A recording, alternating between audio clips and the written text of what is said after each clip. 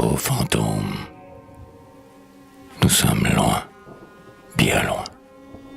Ces bruits sourds et confus que le vent nous apporte à travers les grands fûts qui percent les forêts au bord de la prairie. Ce sont les grondements du Sault Sainte-Marie. Là, dans les lointains bleus qui bornent l'horizon, où passaient autrefois l'élan et le bison. Par-delà le phare et la chute qui gronde, se balancent les flots du plus grand lac du monde. À droite, c'est la Pointe-aux-Pins, endroit fameux, où, sur le seuil sacré de leur wigwam fumeux, les guerriers tatoués des peuplades indiennes, qui hantaient autrefois les forêts canadiennes, échangèrent souvent le calumet de paix. Du côté sud, masqué par des forêts épais, les voyageurs découvrent, à 2 pas du rivage, les restes d'un vieux fort nommé le Fort Sauvage. Foulant avec respect ces glorieux débris, Louis XV, en signant le traité de Paris, honte qu'à tout jamais répudiera l'histoire, avait livré ce vaste et fécond territoire, dépassant les 3/4 de l'Europe en ampleur, comme un lopin de terre infime et sans valeur. Nous étions devenus anglais comme en un rêve.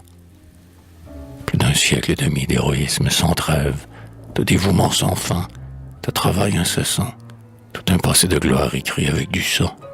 Un peuple, un continent, l'avenir, presque un monde, prodigué au profit d'une débauche immonde. Le vieux drapeau français a dû refermer ses plis, et, fier témoin de tant de hauts faits accomplis, faire place partout aux couleurs d'Angleterre. Sur un point cependant, il se fit réfractaire. Ce fut au Fort Sauvage. Un brave y commandait, nommé Cadeau. Malheur à qui se hasardait à provoquer cet homme à rude et forte trempe. Il cloua simplement le drapeau sur sa hampe. Un envoyé du roi d'Angleterre arriva. « Pas au large, dit-il, j'en ai vu d'autres, va. » Mais ce fort, maintenant, est un fort britannique. Vous dites, fait Cadeau de nouveau ironique. Eh bien, venez y voir. Les 3 petits canons qui seront enchantés de vous dire leur nom. Nous vous sommons, monsieur. Mais moi, je vous invite à rebrousser chemin tous ensemble et plus vite. Au large, entendez-vous? Ou sinon, mes boulets vous auront bientôt fait savoir qu'ils sont anglais. Commandant, lui dit-on, vous êtes un rebelle. Prenez garde. Allons donc, vous me la baillez belle. Fit en rien Cadeau. Et puis quand votre roi de commander ici s'arroge-t-il le droit? Depuis qu'un souverain qu'on nomme roi de France vous a cédé son titre à la prépondérance. Allons, vite, amenez votre drapeau, Ouida. Le roi de France a revendu le Canada. Eh bien, on ne vend pas les Français qui le renferment. Si vous croyez pouvoir nous prendre, allez-y ferme. Car tant que je serai vivant et le plus fort, mon drapeau flottera sur le donjon du fort. Allez, durant 6 mois, Cadeau sombre et farouche fit ses provisions de combat et de bouche, arma du mieux qu'il put sa faible garnison. Et puis il attendit, calme, et sur l'horizon, sans relâche tenant fixé son regard d'aigle, il lui fallut enfin subir un siège en règle.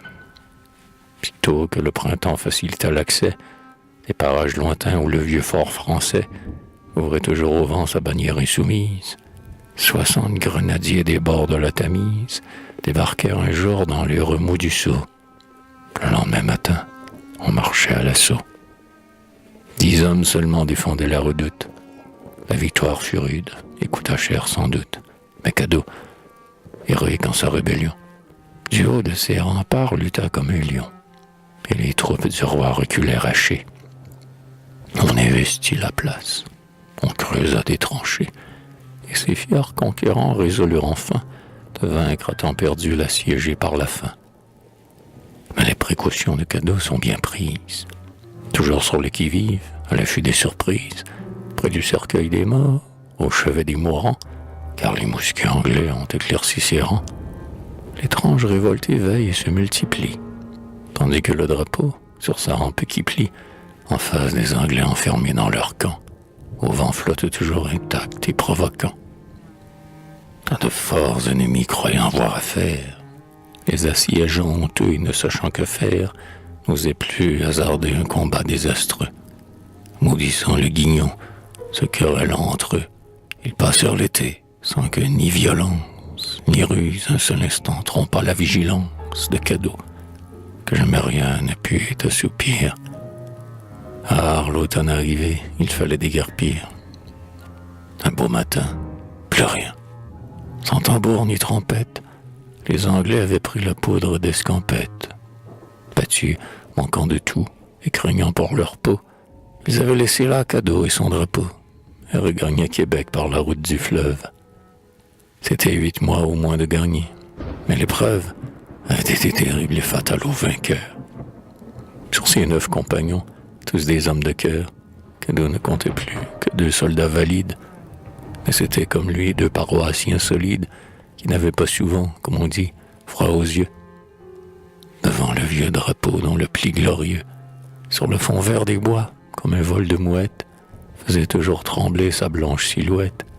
Dans un serment farouche, étrange, solennel, ils jurèrent tous 3 leur salut éternel, que, sans faillir, et tant qu'une dernière goutte de sang leur resterait au cœur, coûte que coûte, et dut le monde entier fondre sur le vieux fort, tous 3 se roidissant dans un suprême effort, même quand aurait fui tout rayon d'espérance, couvrirait de leur corps le drapeau de la France. Et que le survivant, dût-il s'éteindre seul, de son dernier lambeau se ferait un linceul.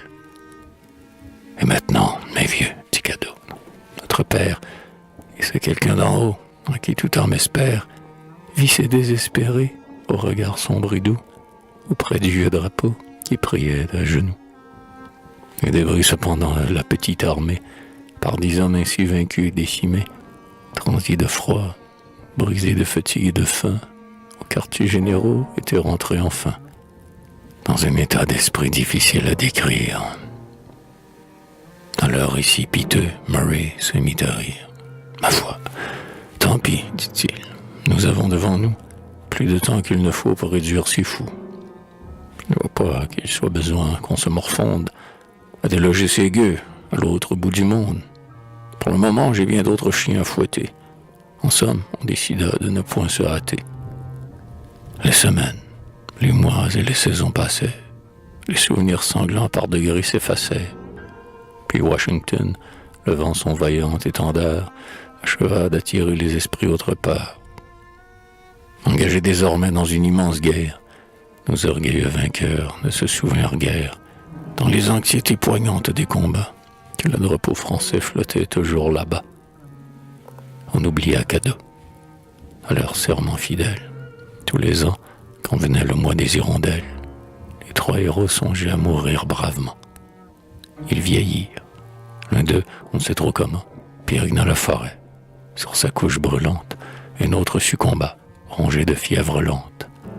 Cadeau resta seul, sans espoir, sans appui, avec l'immensité déserte autour de lui. 20 ans sont écoulés. Cadeau n'est plus qu'une ombre, dans les ennuis sans fin, dans les transes sans nombre, mais sans que son courage ait un instant failli. Le pauvre solitaire, avant l'âge, a vieilli. Il est tout blanc. Son main tremble sur la détente de son mousquet rouillé, dont la voix éclatante n'éveille plus l'écho des grands bois giboyeux. Seul avec un grand chien sauvage au poil soyeux, fidèle compagnon de sa vie isolée, il monte quelquefois sur la tour ébranlée, où flottaient les haillons troués du drapeau blanc. Et là, pensif, courbé sur son bâton tremblant, comme s'il eût encore rêvé de délivrance, il regardait longtemps du côté de la France, puis s'agenouillait, pendant que de ses yeux, de longs pleurs de vieillard coulaient silencieux. Il vivait de gibier, de poissons, de racines. Quelquefois les Indiens des bourgades voisines venaient le visiter, et, dans son abandon, d'un peu de pémican grossier lui faisait don. Un jour, c'était par un de ces hivers si rudes, qui désolent souvent ces froides latitudes, 3 sauteux qui venaient de chasser l'orignal ne virent pas, étrange et funèbre signal, le vieux drapeau flotté à son mât qui balance. Ils entrèrent au fort. Un lugubre silence régnait partout. Soudain, dans un obscur réduit, où le pressentiment de malheur les conduit, les trois chasseurs se voient en face d'un cadavre. C'était cadeau, rigide et spectacle qui navre, n'ayant que son drapeau pour dernier vêtement. Le héros était mort, drapé dans son serment. Le fort n'est plus debout.